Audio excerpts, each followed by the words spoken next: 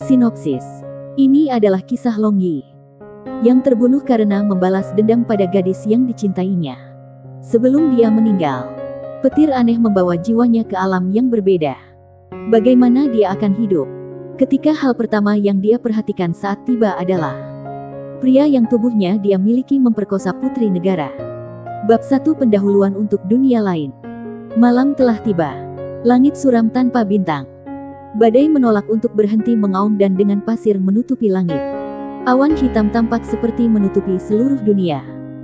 Bayangan seseorang yang terhuyung-huyung di sepanjang meledak ke perbatasan hutan primitif di Yunan. Tiba-tiba, sosok itu tampaknya terhalang oleh sesuatu untuk sesaat sebelum tergelincir dan jatuh ke tanah dalam sosok yang menyesal. Kilat berwarna perak melintas di cakrawala menyinari warna pucat dari wajah sosok itu. Pria itu sekitar 30 tahun lebih sedikit. Potongan rambut bergaya militernya sekarang ditutupi tanah dan rumput. Dia memiliki alis yang tebal dan panjang. Dan bekas luka panjang dari sudut luar matanya dengan tebasan miring sampai ke dagunya. Fitur-fitur ini menambah tampilan kebrutalan dan kekejaman pada wajahnya. Dia berjuang untuk merangkak kembali ketika darah menetes dari luka di dadanya. Setetes demi setetes. Ini menyebabkan pakaiannya diwarnai dengan warna merah tua. Baru saja keluar. Mengapa kamu orang-orang dari grup naga terus menyembunyikan kepala kamu tetapi mengekspos ekor kamu? Sosok itu tanpa daya bersandar di sisi pohon besar saat ia menertawakan mereka dengan suara yang terdengar seperti lonceng nyaring dan kuat. Dia baru saja menyelesaikan kalimatnya ketika 7 bayangan, tanpa kata-kata atau komunikasi, tiba-tiba muncul entah dari mana di sekitarnya untuk dengan aman mengelilinginya. Secara efektif memblokir setiap kemungkinan rute pelarian. Long Yi, berbalik dan kembali. Jangan terus membuat kesalahan. Sebuah suara yang tidak menyerupai laki-laki atau perempuan bergema di udara menyebabkan orang lain tidak dapat menghentikan diri mereka dari rasa takut.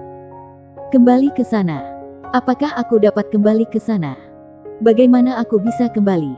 Long Wu, kau seharusnya lebih jelas dariku tentang perintah apa yang telah diturunkan oleh atasan.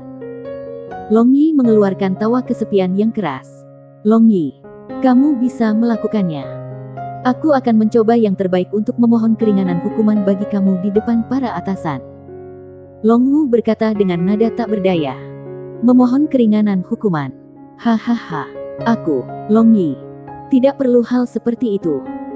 Kamu pasti berkhayal untuk berpikir bahwa aku akan mengikat tangan aku dan menunggu untuk ditangkap. Ketika Long Yi bersandar pada pohon, momentum Qi-nya secara bertahap naik ke puncaknya. Long Yi, jangan katakan padaku bahwa kamu benar-benar ingin menentang negara. Tanya Long Wu tegas. Apa yang salah dengan aku membalas dendam untuk Long Qi? Namun, apa yang salah tentang diriku karena aku telah membunuh Perdana Menteri itu? Long Qi telah melayani negara dan melakukan jasa yang tak terhitung jumlahnya. Tetapi apa yang telah diberikan negara kepadanya?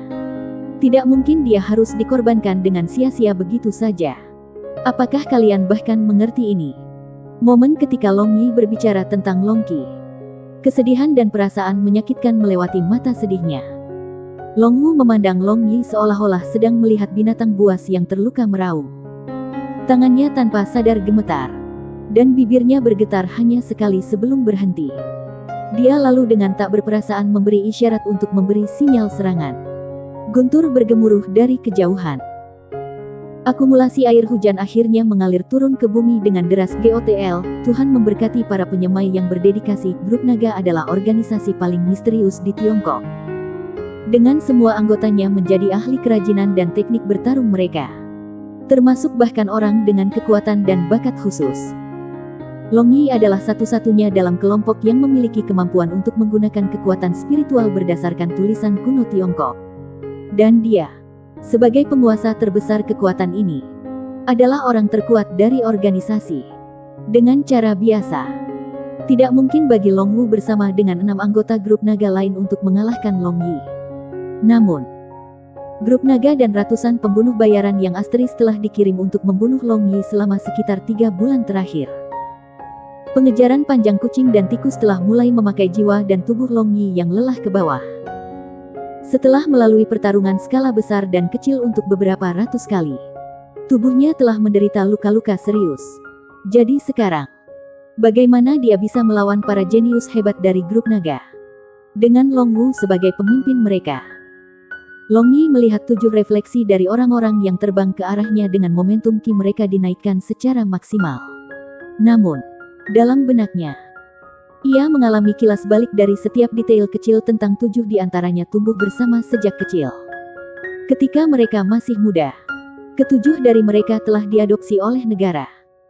Mereka menjalani semua jenis pelatihan tidak manusiawi untuk hanya mengungkapkan bakat mereka. Dan kemudian mereka memasuki grup naga. Long Qi, nomor 7, adalah satu-satunya perempuan dalam kelompok mereka. Yang mahir dalam pembunuhan dan komputasi. Dia telah tumbuh segar dan murni. Lembut dan cantik. Dia adalah malaikat dalam 6 pikiran mereka. Meskipun belum secara terbuka dikatakan. Namun semua orang tahu bahwa Long Qi memiliki beberapa masalah dengan atasan mereka.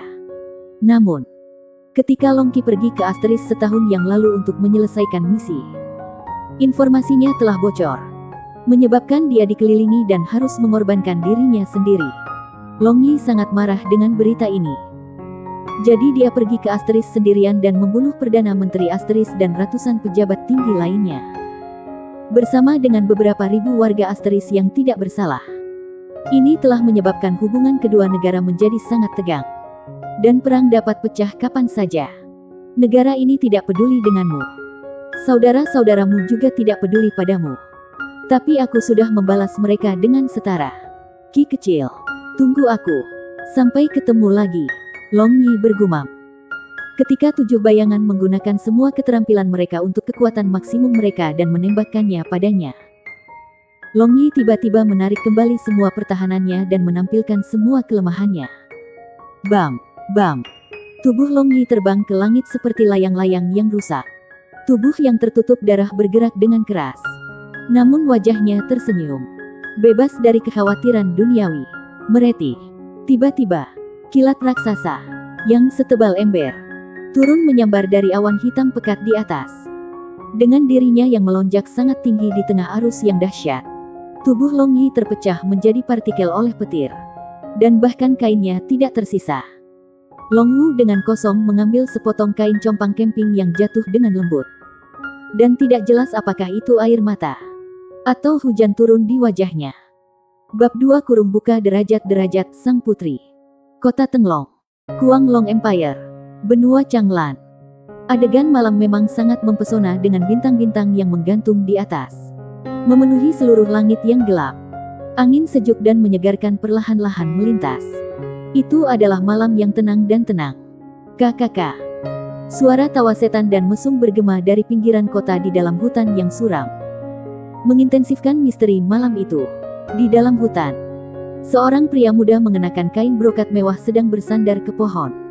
Dia memiliki penampilan yang cukup tampan. Tetapi wajah yang sedikit pucat dan mata yang tampak mesum telah mengungkapkan kejijian dan kegairahan dalam dirinya. Seorang wanita muda yang cantik sedang berbaring di atas padang rumput. Tidak jauh dari pemuda itu. Apakah itu pakaiannya? Atau aura karismatik? Dapat dilihat langsung bahwa dia adalah seorang gadis dengan identitas bangsawan.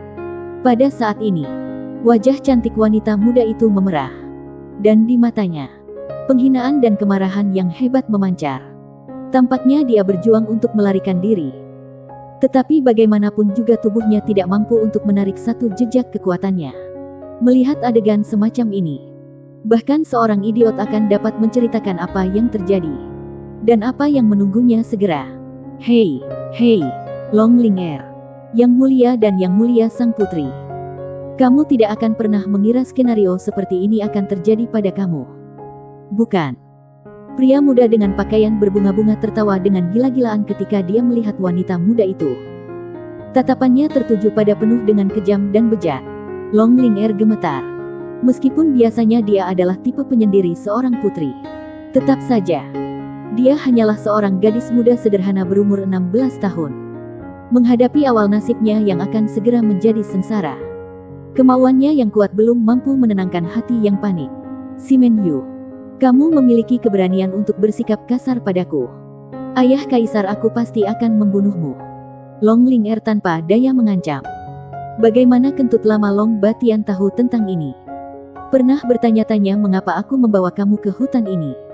Kamu biasanya menunjukkan penampilan yang suci dan murni. Tapi itu hanya penampilan luar saja. Biarkan aku melihat bagaimana rasanya di tempat tidur. Kakak. Si Menyu melihat tubuh indah Long Ling Er seolah sedang kesurupan. Sementara bagian bawah tubuhnya mulai memberi hormat. Long Ling Er melihat ekspresi memalukan dari si Menyu. Dan dia menutup matanya dengan putus asa. Dia tahu malam ini dia akan dinajiskan oleh binatang buas ini. Dan kemudian semua jejaknya akan terhapus dari dunia ini. Dia tidak takut mati. Tetapi kenyataan bahwa tubuhnya yang sejelas es dan sebersih batu giok akan diinjak-injak olehnya. Setelah melihat gadis itu rupanya menerima kemalangannya yang telah ditentukan oleh takdir. Si Menyu, dengan senyum penuh gairah, mengeluarkan sesuatu dari botol porselen lalu minum pil merah. Dia telah menghabiskan banyak uang untuk membeli pelet ini. Dan tombak emas tak terkalahkan. Malam ini, dia sudah mempertaruhkan nyawanya untuk menggunakan Ruan Gusan, kekuatan pelunakan tulang, untuk menangkap Long Ling Er, yang sudah menjadi penyihir hebat. Jika dia tidak memainkannya sepenuhnya, bagaimana dia bisa menghadapi dirinya sendiri lagi? Efek medis dari dantiannya perlahan menjadi lebih tinggi. Si Menyu menatap seperti serigala ganas di Long Ling Er. Wanita muda yang menyedihkan yang telah dia perkosa dalam pikirannya berkali-kali. Dia perlahan mondar-mandir di samping sisi Long Ling Er. Dan kemudian dengan santai berjongkok. Cakar serigala dengan lembut membelai wajahnya. Yang kecantikannya dapat menghancurkan istana dan negara. Dia sangat menginginkannya. Dan sekarang mimpinya menjadi kenyataan. Tangan si Menyu perlahan meluncur ke bawah. Lalu tiba-tiba merobek kain Long Ling Er. Memperlihatkan jejak pakaian dalamnya perak dan pakaian dalamnya yang tipis. Bersama-sama dengan sebagian besar kulit putih saljunya. Murid si Menyu membesar saat dia mengagumi pemandangan itu. Dan dia mulai menelan tanpa kendali. Merasa kulitnya sendiri akan terkena udara terbuka. Dua air mata Long Ling Er berkilau dan tembus perlahan turun dari sudut luar matanya. Dia bersumpah dalam benaknya bahwa bahkan jika dia akan mati dan kemudian tiba di lapisan ke-9 neraka, pasti tidak ada cara dia akan membiarkan bajingan ini lolos dengan ini. Melihat tubuh Long Ling Er yang tak tersentuh dan mengendus aroma tubuhnya yang memabukkan, sifat-sifat medis dari tombak emas yang tak tertutup mulai bekerja dengan keajaiban pada si Menyu. Membuat napas kasar, dia dengan ganas merobek pakaian Long Ling Er, tanpa peduli bahwa dia belum benar-benar telanjang. Si Menyu melihat tubuh Long Ling Er yang sempurna seperti batu giok dan dengan tidak sabar melepas semua pakaiannya. Karena dia tidak bisa menahan nafsu mengamuknya. Dia kemudian mengangkat kedua kakinya ke atas untuk mendorong tombaknya yang berdiri ke dalam gua. Namun, pada saat ini, peristiwa aneh terjadi. Langit di atas dipenuhi oleh bintang-bintang. Ketika tiba-tiba guntur datang dari atas. Sebuah lubang hitam muncul entah dari mana di belakang si Menyu. Seperti monster yang memilih seseorang untuk dikonsumsi. Tindakan si Menyu tiba-tiba berhenti. Seolah-olah waktu telah berhenti juga. Tubuhnya tiba-tiba bergetar dan wajahnya yang tampan menunjukkan ekspresi yang menyakitkan. Percikan petir tampaknya muncul di kulit wajahnya. Perlahan, tubuh si Menyu tidak lagi bergidik dengan fitur wajahnya kembali ke keadaan tenang dan petir berwarna perak yang berada di atas kulitnya diam-diam masuk ke dalam tubuhnya. Dengan mata terpejam, Long Ling Er sama sekali tidak menyadari peristiwa ini. Karena hatinya dikelilingi ketakutan dan keputusasaan. Tapi setelah menunggu lama, adegan yang dia harapkan tidak terjadi sama sekali. Hatinya dipenuhi dengan harapan dan harapan saat dia membuka kedua matanya. Memasuki matanya adalah sepasang mata merah yang menatapnya dengan erat. Di mata dipenuhi dengan penderitaan dan perjuangan. Long Yi tidak berani berpikir bahwa dia telah secara tak terduga bereinkarnasi ke dalam tubuh orang lain. Apa yang tidak dia duga adalah kenyataan bahwa tubuh ini memperkosa seorang gadis cantik. Sementara itu, kesadaran si Menyu sudah sepenuhnya ditelan oleh kesadaran Long Yi. Setelah melalui pertempuran yang intens atas tubuh, kemauan Long Yi telah menjadi sangat lemah. Membuatnya tidak mampu melawan stimulan yang kuat dan naluri seksual kelangsungan hidup tubuhnya. Tepat pada saat Long Yi berjuang dalam kesakitan, Long Ling Er tiba-tiba membuka kedua matanya yang terlihat sedalam danau di musim gugur. seterang bintang di langit di atas.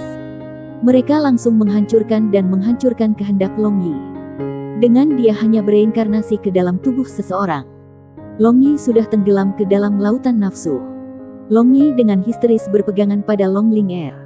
Dalam keputusasaan terhebatnya, membuat seseorang maju dengan pinggangnya. Dan akhirnya melewati penghalang pertahanan terakhir untuk memasuki guanya. Air matanya yang indah mulai mengalir tetapi pemandangannya sangat menyedihkan. Tubuh Long Ling Er pasti tidak bisa menangani Long Spear raksasa seperti itu.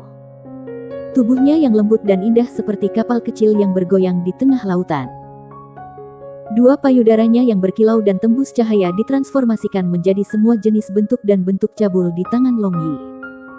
Tombak emas yang tak tertutup dan tentu saja memiliki kekuatan obat yang kuat. Long Ling Er telah berulang kali kehilangan kesadarannya dan kemudian terbangun oleh rasa sakit oleh Long Yi. Hanya sampai cahaya pertama fajar tiba, Long Yi memberikan lolongan rendah dengan ledakan kecepatan masuk ke dalam dirinya. Kemudian seluruh tubuhnya dengan lemah bertumpu pada tubuh Long Ling Er.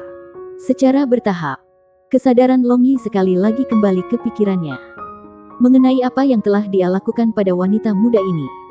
Dia merasa sangat menyesal tentang hal itu. Bahkan jika dia tahu bahwa dia tidak dapat mengendalikan tubuh yang telah mengkonsumsi dan kuat. Namun ini tidak bisa menjadi pembenaran atas tindakannya. Poin utamanya adalah, ia telah menjadi tipe orang yang sebelumnya paling dibencinya, seorang kriminal pemerkosa. Long Yi merangkak menjauh dari tubuh Long Ling Er dan diam-diam mengenakan pakaiannya. Noda darah Long Ling Er di tubuh bagian bawahnya diam-diam mengecam kejahatannya. Long Yi mengambil sepotong kain untuk menutupi tubuh Long Ling Er dan duduk diam di sampingnya. Satu demi satu, ingatan yang tak terhitung jumlahnya yang bukan miliknya mengalir ke dalam benaknya, membuatnya merasa sakit yang tak tertahankan. Long Ling Er perlahan bangun setelah kehilangan kesadarannya. Kemarin malam telah menyebabkan rasa sakit dan siksaan pada tubuh dan pikirannya. Hampir menyebabkannya mengalami gangguan saraf. Dia adalah seorang penyihir jenius dan telah menjadi penyihir hebat pada usia 16. Kekuatan spiritualnya sudah beberapa kali lebih kuat dari orang normal manapun. Dia melihat si Men Yu yang duduk di sebelahnya, yang menunjukkan wajah yang dipenuhi dengan penyesalan dan rasa sakit. Untuk beberapa alasan, kebencian di dalam dirinya mulai mengamuk kemudian berhenti, mengembalikannya ke suasana hati yang tenang. Kebenciannya terhadapnya tidak ingin melihat ekspresi kebahagiaan dan kepuasan bajingan itu. Tetapi mengapa wajah itu menunjukkan kesedihan dan kesakitan seperti itu? Apakah dia menyesali tindakannya? Apakah kamu tidak ingin membakar mayatku dan menghapus jejak? Sekarang, inilah saat yang tepat untuk bergerak. Suara Long Ling Er seolah-olah berasal dari semangat kosong negeri peri. Tanpa sedikit pun kehangatan manusia dan juga tanpa sedikit pun emosi yang seharusnya dimiliki manusia. Ketika dia berbicara, Long Yi bangun. Dan dia menoleh untuk melihat wajah Long Ling Er yang tidak memiliki ekspresi. Dia tahu bahwa tampilan trauma ini hanya akan terjadi pada seseorang yang telah mengalami penderitaan besar. Dan untuk itu ada pada seorang gadis yang sangat muda, Long Yi mengerti dengan jelas bahwa jika Long Ling Er ingin selamat, hidupnya mulai sekarang tidak akan damailah. Bunuh dia. Segera. Bunuh dia. Long Yi tiba-tiba mengirimkan pemikiran seperti ini yang membuatnya melompat ketakutan. Bahkan jika dia adalah pemimpin grup naga yang kejam dan tanpa ampun. Untuk menyelesaikan misi sekarang dan kemudian, dia juga akan membungkam beberapa orang yang tidak bersalah. Namun, ini adalah pertama kalinya seumur hidupnya untuk memiliki hubungan semacam ini dengan seorang wanita. Bagaimana dia bisa membuat gerakan kental seperti itu? Long Yi memberikan pandangan yang rumit pada wanita muda ini, karena dia tidak dapat bergerak padanya. Setelah itu, ia telah memutuskan untuk pergi. Sejak saat ini, hal yang paling penting untuk dilakukan adalah memiliki pemahaman yang jelas tentang dunia tempat ia tinggal. Dari desain pakaian milik mereka berdua, sangat tidak mungkin bahwa itu milik dunia sebelumnya. Kamu sekarang adalah wanitaku. Oleh karena itu aku tidak akan membunuhmu. Long Yi menatap mata Long Ling Er yang penuh dengan kemarahan dan kebencian. Menjadi wanitanya selama sehari dan dia akan wanitanya selamanya. Tidak masalah apakah wanita itu membencinya atau tidak. Long Yi berdiri dan berjalan keluar dari hutan ketika Long Ling menatapnya dengan linglung. Hanya berjalan beberapa langkah. Semburan pusing yang tiba-tiba membuatnya jatuh ke bawah. Pada saat ini, di luar hutan, ledakan suara dapat didengar dan dia tampaknya mendengar bahwa seseorang berkata, "Cari dengan cepat, temukan sang putri yang mulia." Bab 3, di dalam penjara. Maaf atas keterlambatan ini. Masa Paskah hari ini lebih lama dari yang diharapkan. Aku akan mengeditnya nanti. Catatan, ini adalah bab dump info yang berat. Aku akan mencoba memberikan beberapa penjelasan tentang konsep atau nama sehingga lebih masuk akal secara keseluruhan. Ketika Long Yi bangun dari kekacauan di dalam, dia menemukan seluruh tubuhnya sakit, membuatnya tidak bisa menahan erangan. Dia mengepalkan giginya yang ingin duduk, tetapi menemukan anggota tubuhnya diborgol dalam kunci yang tak terlihat. Long Yi melihat sekeliling sel tempat dia tinggal. Ini pasti penjara dunia ini. Dibangun menggunakan logam putih yang tidak dikenal ini. Terlepas dari beberapa ventilasi kecil, seluruh sel tertutup rapat dengan kilauan listrik pada logam putih. Jika bukan karena bola cahaya tergantung di atas, dia akan mengira ini adalah sel penjara berteknologi tinggi untuk VIP. Apa-apaan tempat ini? Long Yi melihat bola cahaya di atas dan bertanya pada dirinya sendiri. "Ark!" Long Yi tiba-tiba berseru. Kenangan yang bukan miliknya mulai meluap di dalam otaknya, memberinya sakit kepala yang menyakitkan. Ketika potongan-potongan kenangan perlahan bergabung kembali, banyak adegan berkelebat di dalam kepalanya seolah-olah dia sudah mengalaminya. Pupil Long Yi secara bertahap membesar. Dari ingatan ini, dia tahu ini adalah tanah pedang dan sihir, yang disebut Benua Changlan. Benua Changlan memiliki 3 kerajaan dan beberapa koloni. 3 kerajaan besar terdiri dari Kekaisaran Ao Yue di utara, Kekaisaran Nalan di selatan dan Kuang Long Empire di timur. Barat adalah hutan Elfen dan pegunungan Hengduan. Peri tinggal di hutan Elfen dan Bismen tinggal di dataran di dalam dataran dan bukit Hengduan. Tidak ada yang tahu apa yang ada di sisi lain pegunungan Hengduan, karena bahkan setan dan dewa tidak bisa melewatinya.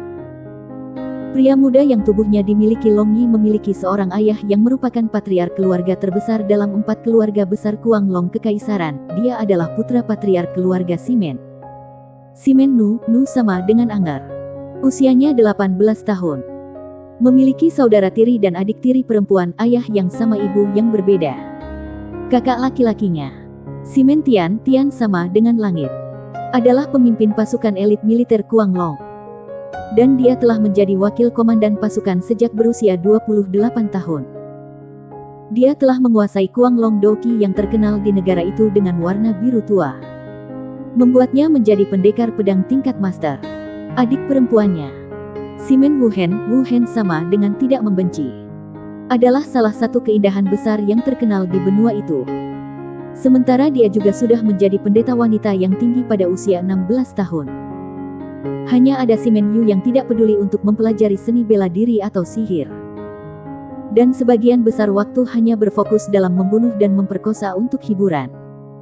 Ayahnya Simen Nu ingin memaksanya di bawah disiplin ketat, tetapi ibunya yang terlalu protektif, yang jelas bukan vegetarian, selalu melindunginya dari situasi itu.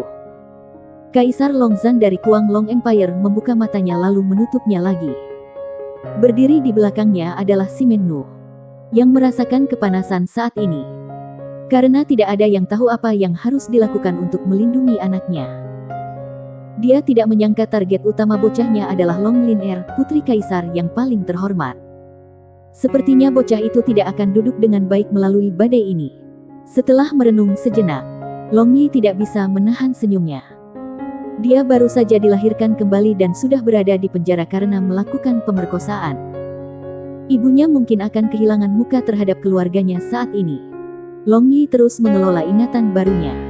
Menurut Simen Yu, 4 keluarga besar Kuang Long Empire adalah keluarga Dongfang, keluarga Nangong, keluarga Beitang dan keluarga Simen, Dongnan Beisi masing-masing adalah timur, selatan, utara dan barat.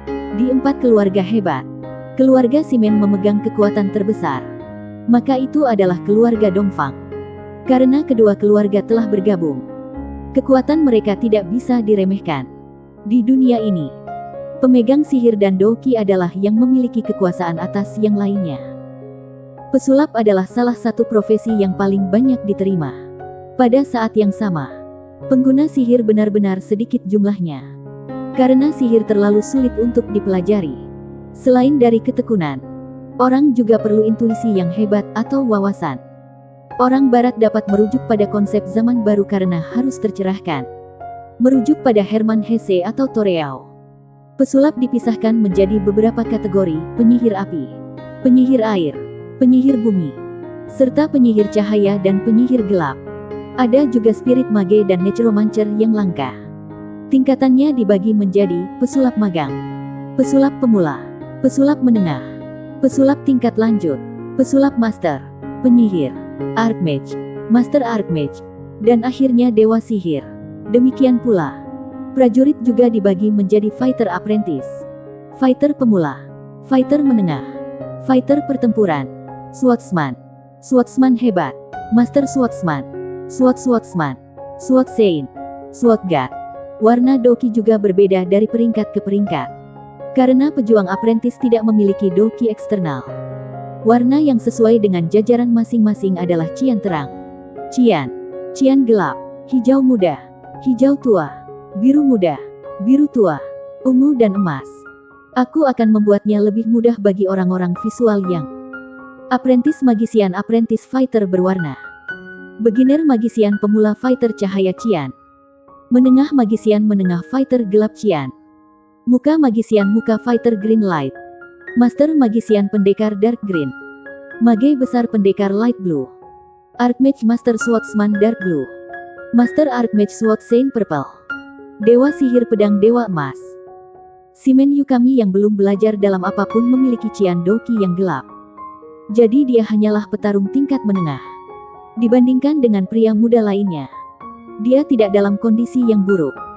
Tetapi untuk keluarga Shimen dia benar-benar hanya sampah. Saudara tirinya Shimen Tian sudah menjadi pendekar pedang seusianya. Dari ingatan Shimen Yu, Long Yi telah menemukan pemahaman dasar tentang dunia ini dan situasinya sendiri.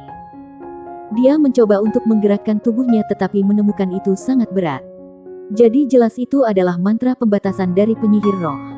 Tepat ketika pikirannya mencapai kata roh, Long Yi tiba-tiba tersentak saat dia berpikir tentang kemungkinan untuk bisa menghilangkan mantra ini murni oleh kekuatan spiritual yang dia miliki di bumi. Dia menutup matanya untuk dengan hati-hati menggerakkan aliran energi spiritual batinnya. Dan perlahan-lahan dimulai dari pusat di antara kedua alisnya.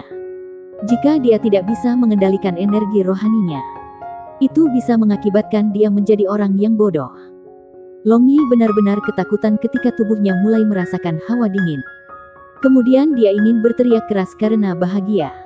Energi spiritualnya sekarang 5, jika tidak 6 kali lebih kuat dari yang dia miliki di bumi. Namun, menggunakan energi spiritual untuk menyerang tidak semudah menggunakan tinju. Long Yi menutup matanya lagi dan memperhatikan lapisan rantai energi spiritual yang tak terlihat mengikatnya. Dia kemudian dengan hati-hati mengontrol SP-nya sendiri untuk menyerang rantai. Dan berpikir untuk dirinya sendiri akan butuh waktu untuk mematahkannya. Apa yang tidak dia harapkan adalah rantai roh dihancurkan segera setelah itu.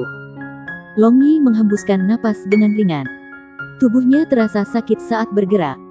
Memaksanya untuk menggigit bibirnya agar tidak keluar suara.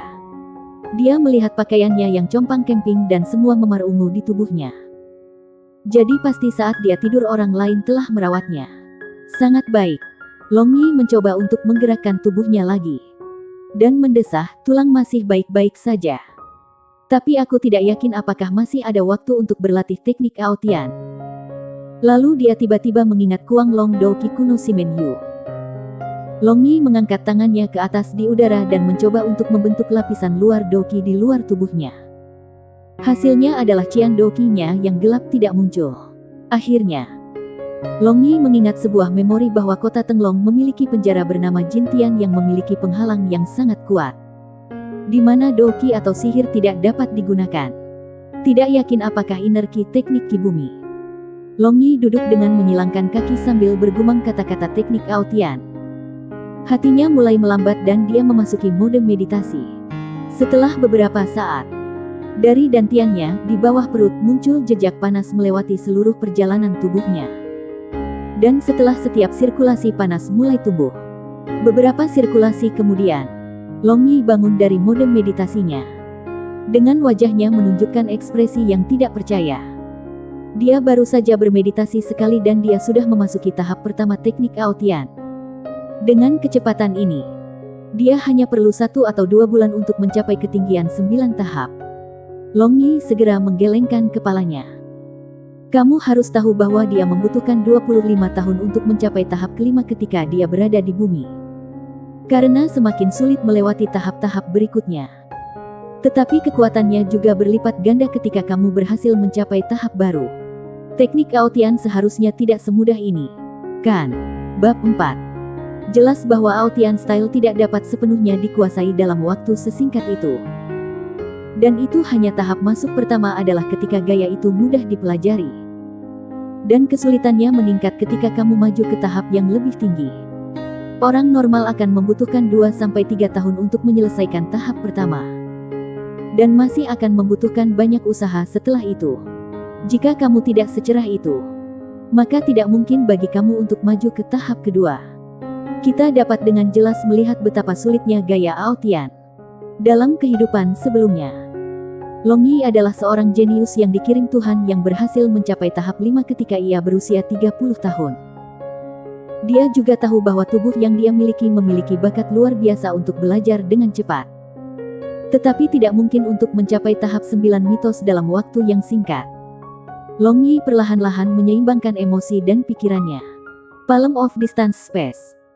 Long Yi berteriak saat dia memusatkan ki ke telapak tangannya dan menembakkannya ke kilauan listrik di dinding logam. Embusan angin yang datang dari ki batin Long Yi sangat menyerang dinding. Dengan suara BAAM yang besar, dinding logam segera membuat banyak suara terus-menerus sambil mengguncang seluruh sel. Long Yi memberi dirinya kejutan yang menakutkan, mengapa kekuatan tahap pertama di dunia ini sama dengan kekuatan tahap kedua di bumi. Dan itu tidak terpengaruh oleh segel anti kekuasaan penjara. Dia merasa bahwa situasi saat ini secara ajaib istimewa. Karena bahkan jika seseorang memperhatikan bahwa dia telah melarikan diri dari ikatan roh, dia masih bisa melarikan diri dari sini. Setelah beberapa saat dan masih belum ada yang datang untuk menanyainya apa yang terjadi. Tidak ada yang terjadi dan mengelilinginya adalah keheningan yang dapat membuat orang gila. Mungkin penjara Jin Tian dirancang untuk tahanan terpidana mati. Apakah mereka mencoba membuatku kelaparan sampai mati? Long Yi bertanya pada dirinya sendiri setelah mendengarkan dengan cermat siapapun yang datang dan menanyainya. Itu juga karena tidak ada siapa-siapa. Dia mulai merasa sangat lapar. Untuk beberapa alasan. Long Yi merasakan keakraban saat dia melihat kilatan listrik di dinding logam. Akrab pantatku. Jelas siapapun akan terbiasa dengan petir jika kamu tertabrak itu, ngomong-ngomong. Aku kelaparan sekali. Long Yi mengerang. Kakinya tampaknya bergerak maju tanpa sadar. Long Yi melihat percikan listrik yang mengerikan di sekitarnya membuat bis-bis. Di dalamnya tampaknya ada semangat yang hidup bergerak di sekitar. Mirip dengan bayi yang penasaran sedang bersenang-senang. Long Yi terpesona oleh adegan itu. Menggerakkan tangannya ke depan untuk menyentuh arus listrik. Dia tiba-tiba pulih kesadarannya dan segera menghentikan tangannya dari tindakan yang dimaksudkan. Sialan. Seberapa menakutkan. Adakah seseorang yang mencoba menghipnotisku? Tidak. Itu tidak mungkin. Aku sudah menyadarinya. Ketika Long Yi mencoba untuk meletakkan kedua tangannya ke bawah. Sesuatu yang aneh terjadi, arus listrik di dinding terbang langsung ke tangannya seolah-olah tertarik oleh sesuatu yang tidak dikenal. Memaksa. Long Yi cepat menarik tangannya. Tetapi hanya untuk menemukan listrik bergerak di tubuhnya tanpa menyetrumnya. Sementara dia merasa seperti sedang menyerapnya. Long Yi menatap tangannya dengan ekspresi bingung di wajahnya. Dia kemudian meletakkan kedua tangannya di dinding lagi. Dan arus listrik berwarna perak dengan lancar memasuki tubuhnya seperti anak yang hilang akhirnya menemukan keluarganya. Dia tidak terlalu memikirkan fenomena ini. Tetapi Long Yi merasa agak aneh tentang situasi ini. Semakin banyak arus listrik masuk ke tubuhnya dan Long Yi tidak merasakan ketidaknyamanan. Karena listrik yang masuk ke tubuhnya tampaknya menghilang tanpa jejak setelah masuk ke tubuhnya. Perlahan-lahan Long Yi merasakan energi hangat mengalir di sekujur tubuhnya. Perlahan-lahan membawa kesenangan baginya. Dalam kesadarannya, ia tampaknya dikembalikan ke hutan liar, di mana seorang gadis telanjang berbaring. Di istana kota Tenglong, Long Ling'er berdiri membeku di depan gunung mini di kebunnya. Dengan 4 atau 5 pelayan berdiri jauh menatapnya dengan hati-hati. Selama 2 hari terakhir sang putri telah seperti itu. Dia tidak merenggut pelayan istana, tetapi hanya berdiri di sana memandangi setiap kepingan salju yang jatuh dengan matanya kosong, terbungkus dalam kepompong imajinernya sendiri. Hati Long Ling'er telah membeku. Dengan mata tanpa ekspresi melihat segala sesuatu di sekitarnya. Semuanya karena mimpi buruk malam itu. Sejak itu, ia sangat tidak menyukai kegelapan. Karena ia terus-menerus teringat akan senyum jahat Simon Yu yang menyimpang, yang membuatnya merasa seolah-olah telah memakan lalat. Tetapi kadang-kadang dia akan memikirkan tatapan yang berjuang dan sedih di matanya di depannya. Dan juga kalimat sombong, "Kamu adalah wanitaku. Dan karena itu aku tidak akan membunuhmu." Dan setiap kali dia memikirkan kalimat ini, dia segera menjadi sangat jengkel dan mulai menggunakan Helfire sihir kelas tinggi untuk membakar segala sesuatu beberapa meter di sekitarnya. Ini telah membuat Kaisar Longzhan yang khawatir memutuskan untuk mengakhiri bajingan Simen Yu tanpa menunggu lebih jauh. Long Ling'er berdiri di sana dengan kosong ketika seorang pelayan yang sangat tertekan berjalan ke arahnya dan dengan lembut berkata, "Putriku, Nyonya Simen telah tiba. Bawa dia padaku." Long Ling'er berkata dengan dingin. Simen Wuhen telah datang ke sini beberapa kali sebelumnya, tetapi dilarang masuk. Meskipun dia adalah teman baiknya, dia masih saudara perempuan itu. Sosok yang tertutupi oleh jubah pendeta putih berjalan dengan anggun. Semilir angin sepoi-sepoi membuat pakaian pendeta perempuannya berkibar dalam kemenangan. Jika diperhatikan dengan seksama, gadis itu jelas memiliki kecantikan yang hebat. Dengan wajah yang dapat membuat banyak pria mabuk tanpa minum. Dia memiliki alis seperti daun willow, dengan mata sejernih air di danau. Hidungnya yang mungil di bibirnya yang berwarna ceri dikombinasikan dengan kulitnya yang seputih salju. Di samping temperamen yang hangat dan lembut keluar dari dirinya membuat orang merasa seperti dia hidup dalam angin sepoi-sepoi di spring. Wuhen, jika kamu di sini untuk memberikan alasan untuk bajingan itu maka jangan katakan apa-apa. Aku tidak akan pernah memaafkannya. Long Ling'er berkata segera tanpa membiarkan Simen Wuhen membuka mulutnya. Karena tidak mungkin untuk menolak adik perempuan ini setiap kali dia mulai berbicara. Simen Wuhen mengembuskan napas ringan dan berkata, "Ling'er, aku di sini bukan untuk mencari pengampunan. Karena apapun yang dia lakukan kepadamu, dia harus menanggung konsekuensinya. Maaf atas perlakuan keluarga Simen kami terhadap kamu." Mendengarkan kata-kata lembut Simen Wuhen, kesengsaraan dan keluhan Long Ling'er mengisi hatinya sekali lagi. Dia memegang Simen Wuhen erat-erat saat dia menangis tersentak-sentak. Simen Wuhen dengan lembut menepuk Ling'er di punggungnya. Sejujurnya, dia muak dengan saudara tirinya. Dia benar-benar memalukan keluarga Simen. Hanya saja dia tidak bisa mengerti mengapa ayah begitu memanjakan. Apakah karena ibunya adalah kakak perempuan dari keluarga Dongfang? Wuhen, apa yang harus aku lakukan? Apa yang harus aku lakukan? Long Ling'er mencoba menunjukkan wajah yang kuat saat dia mencoba menghadapi Simen Wuhen. Tetapi masih menangis ketika dia mengucapkan kata-kata itu. Keperawanan para wanita di Kuanglong Empire sangat penting bagi seluruh hidup mereka. Tragedi skala ini akan mematahkan semangat setiap wanita. Apalagi seorang putri yang angkuh seperti dirinya. Melihat Long Ling'er semakin gelisah, Simen Wuhen dengan cepat meraih tangan Ling'er dan menanamkan cahaya putih yang terang ke putranya. Ini adalah mantra kelas dasar Spirit Guardian yang dapat melindungi roh jahat dan membuat orang merasa lebih tenang. Bab 5, Lolos. Meskipun Kaisar telah memerintahkan untuk menutup berita tentang Simen Yu yang memperkosa Long Ling'er, namun berita ini masih bocor dan menyebar ke seluruh kota Tenglong. Lebih jauh, berita ini menyimulasikan kemarahan banyak orang. Dan banyak masyarakat awam telah bersama-sama membuat petisi menuntut hukuman berat. Dan Kaisar Longzhan telah mendeklarasikan hukuman mati. Banyak orang sudah meramalkan akhir dari Simen Yu. Karena memperkosa seorang putri adalah kejahatan besar yang cukup untuk membasmi seluruh keluarga. Tapi klan Simen adalah klan terbesar di seluruh Kuanglong Empire. Dan pengaruhnya juga tidak sesederhana itu. Bahkan jika Long Zhan tidak bisa bergerak melawan klan ini. Namun tidak ada kesempatan bagi Simen Yu untuk berhasil melarikan diri dari nasibnya. Tuhan, aku memohon padamu. Tolong selamatkan Yuer. Dia adalah putra kami satu-satunya. Dengan berlinangan air mata, Dong Fangwan memohon Simen Yu. Simpan. Bagaimana aku harus menyimpan? Jika bukan karena memanjakan kamu. Bagaimana mungkin putra tidak berbakti ini jatuh ke dalam situasi yang menyedihkan ini? Dan bahkan lebih hampir melibatkan klan kami. Simen Yu melepaskan tangan Dong Fangwan dan meraung.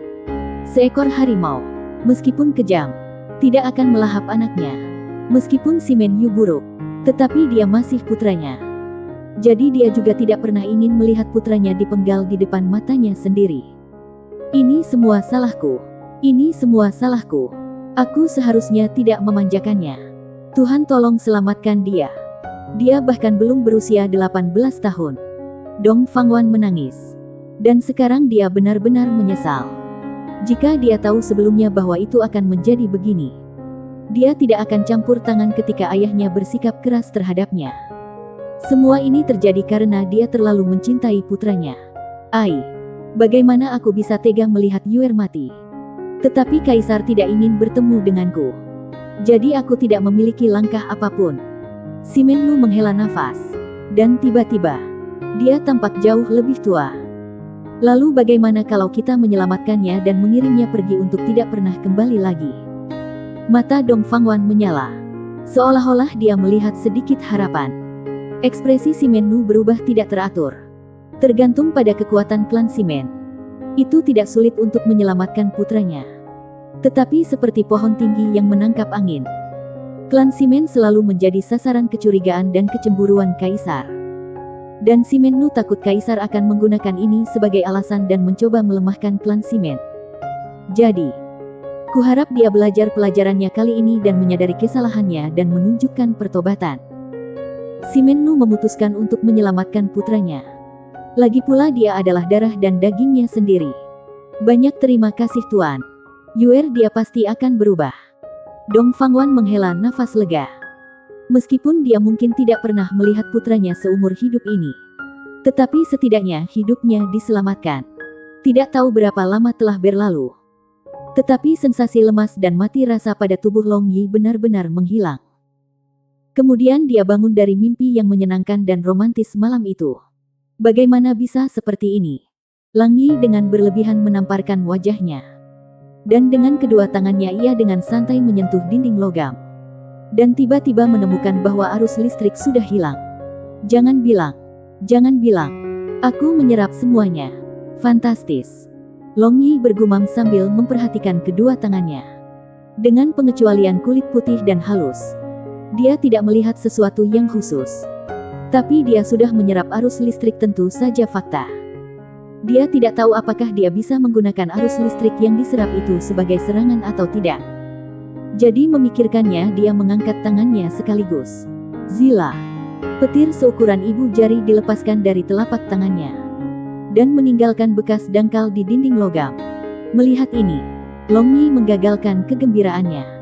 Dan dia kembali ingin melepaskan kilat dari kedua telapak tangannya. Namun kali ini tidak ada yang keluar dari telapak tangannya. Long Yi bingung dan keras kepala berpikir mendalam tentang cara melepaskan kilat. Setelah beberapa saat, akhirnya dia merasakan semacam resonansi di dalam tubuhnya. Mungkinkah ini arus listrik? Apakah mereka benar-benar memiliki kehidupan? Long Yi menenangkan pikirannya. Dan perlahan-lahan mengingat arus listrik di dalam tubuhnya untuk waktu yang lama. Sekarang yang tersisa hanyalah mendapatkan kekuatan hidup itu. Tiba-tiba di seluruh tubuh. Dia merasa lemas dan mati rasa. Dan Long Yi merasakan keberadaan parsial listrik. Kemudian dia segera melambaikan tangannya. Zila, kilat tebal dilepaskan. Sensasi ini sangat keren. Ketika dia masih berpikir untuk melakukan penelitian lebih lanjut, dia mendengar suara gesekan logam, kaca-kaca, dari luar penjara. Suara ini seperti suara yang dibuat ketika seseorang berjalan sambil mengenakan baju besi logam. Batu roh listrik dibuka. Itu akan menghemat waktu kita. Suara semangat rendah datang dari luar pintu. Setelah beberapa suara, pintu logam perlahan-lahan terbuka. Dan sekelompok tentara mengenakan baju besi tebal muncul di depan mata Long Yi. Mereka memiliki aura pembunuh yang padat di sekitar mereka. Hanya orang yang telah mengalami medan perang yang tak terhitung jumlahnya dan selamat memiliki aura ini. Dan mereka terlihat sangat kuat. Jadi melihat mereka, Long Yi tidak bisa membantu tetapi menjadi waspada. Tuan Muda Simen, kami mendapat pesanan dari Tuan Klan Simen. Jadi silakan ikut dengan kami. Pemimpin tiba-tiba mengungkapkan pelat logam. Piring ini digunakan untuk identifikasi di benua Changlan. Dan di atas piring, karakter besar Simen ditulis dalam gaya kaligrafi flamboyan. Meskipun kata-katanya sopan, namun tatapannya jelas penuh dengan jijik. Dari memori, Long Yi tahu bahwa ini adalah plat perintah tertinggi klan Simen. Juga hanya master klan yang memiliki wewenang untuk menggunakan piring ini. Tampaknya ayah Simen Yu telah mengirim mereka ke sini untuk menyelamatkan putranya. Tetapi tidak mungkin baginya untuk mengetahui bahwa jiwa putranya sudah dimusnahkan pada waktu sebelumnya. Sehubungan dengan penghinaan di mata pemimpinnya, Long Yi juga tidak peduli. Karena sasaran penghinaan itu adalah Simen Yu yang terkutuk. Dia mengenakan baju besi yang persis sama dengan baju besi yang dikenakan oleh para prajurit itu. Lalu dia bercampur dengan para prajurit ini dan mengikuti mereka. Sampai sekarang dia tidak tahu skala penjara ini. Penjara ini dibangun di bawah tanah dan berisi banyak sel penjara. Dan ujung panjang dan luasnya penjara ini tidak bisa dilihat. Tetapi hanya ada 5 sel penjara khusus yang mirip dengan sel penjara tempat dia dikurung. Dapat diasumsikan bahwa sel-sel ini hanya untuk para penjahat yang menakutkan dengan kekuatan destruktif yang kuat. Dia tidak pernah menyangka dia juga dikurung di dalam sel penjara khusus ini karena keberuntungan. Akhirnya mereka tiba di permukaan bumi. Long Yi dengan terang-terangan mengikuti sekelompok prajurit di luar kota. Sehubungan dengan kota Tenglong. Meskipun ia memiliki ingatan tentang Simen Yu, namun ia sangat terkesan di dalam hatinya setelah secara pribadi melihatnya. Kota ini berkembang. Bangunannya menyerupai bangunan-bangunan dari dinasti Tang Cina. Konstruksi itu mengesankan tetapi pada saat yang sama itu halus. Setelah jauh dari gerbang kota, pemimpin tim melambaikan tangannya dan mengisyaratkan untuk berhenti. Kemudian dia berbalik ke arah Long Yi dan berkata, "Tuan Muda Simen, Tuan Klan dan Nyonya sedang menunggu kamu di depan. Silakan saja." Long Yi mengangguk dan berjalan ke arah yang ditunjuknya. Setelah beberapa saat, dia melihat sebuah paviliun.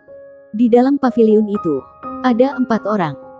Salah satunya adalah seorang pria parubaya yang megah mengenakan jubah bulu berwarna ungu. Dan janggutnya berkibar di udara. Yang lain adalah wanita yang sangat cantik dan elegan dengan senyum indah di wajahnya. Yang lain adalah seorang jenderal muda yang bercita-cita tinggi mengenakan baju besi hitam dengan alis gagah. Dan akhirnya seorang wanita muda yang cantik mengenakan jubah putih bersih. Dia sendiri tampak seperti Dewi. Itu pasti orang tua, kakak dan adiknya. Tanpa sadar langkahnya melambat. Karena dia tidak tahu bagaimana menghadapinya. Mereka adalah orang tua dan saudara kandung penting dari tubuh ini. Tetapi mereka benar-benar asing bagi Long Yi. Bersambung.